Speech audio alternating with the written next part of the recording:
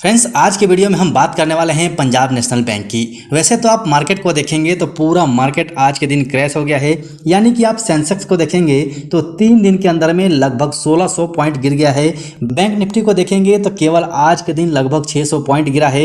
ऐसे ही आप निफ्टी को देखेंगे तो निफ्टी और सेंसेक्स में भी बड़ी गिरावट हुई है। यानी कि लगभग 1% की गिरावट इनके अंदर भी हुई है।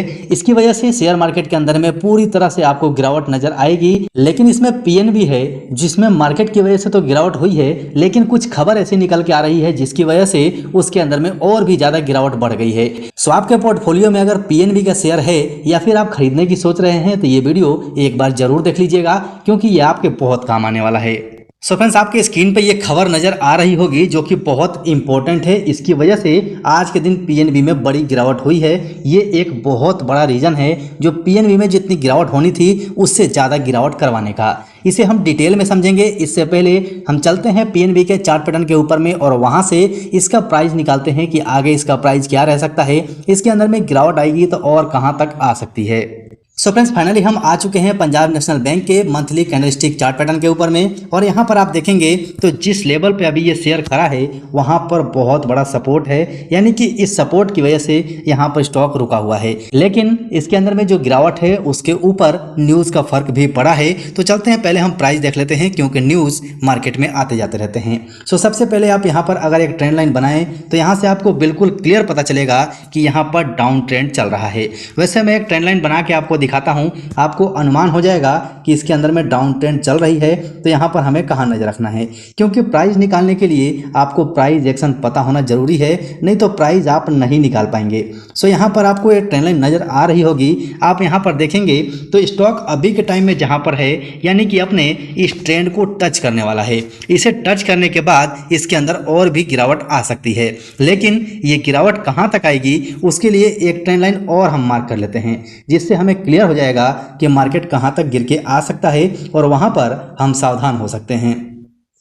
सो चलिए, आपके सामने एक ट्रेंड लाइन और हमने मार्क कर लिया है। इस ट्रेंड लाइन के हिसाब से अगर मैं थोड़ा सा इसको ठीक कर लूँ उसके बाद आपको बताऊं तो ये ट्रेंड लाइन जो आपको बता रही है कि मार्केट के अंदर में अगर गिरावट आएगी तो इस ट्रेंड लाइन को टच करके मार्केट फिर से रिवर्स हो सकता है। यानी कि इसे देख के हम ये अनुमान लगा सकते हैं कि यहाँ से अगर मार्केट में गिरावट आएगी तो ये इस ट्रेंड लाइन को टच करके वापस ऊपर जा सकता है।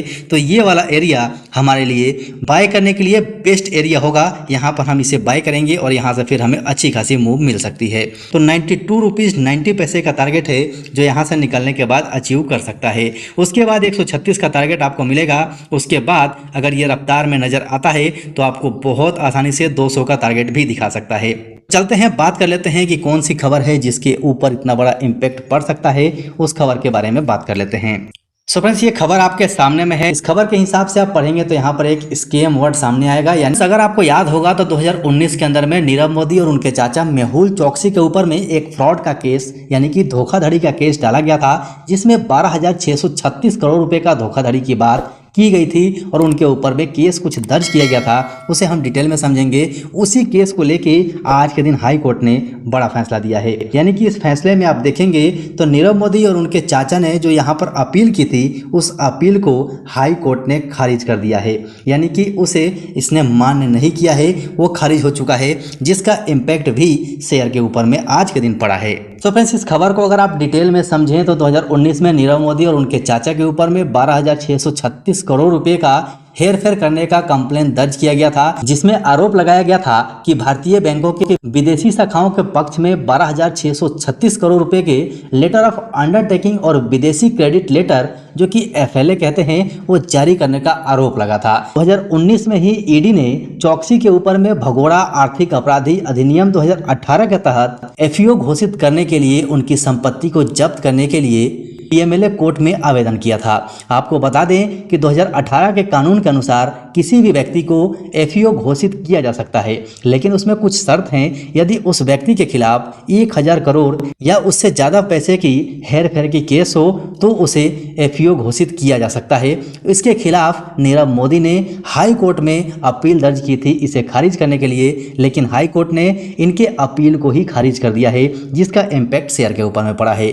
सो फ्रेंड्स, आशा है कि ये सारी बातें आपको समझ में आ गई होंगी।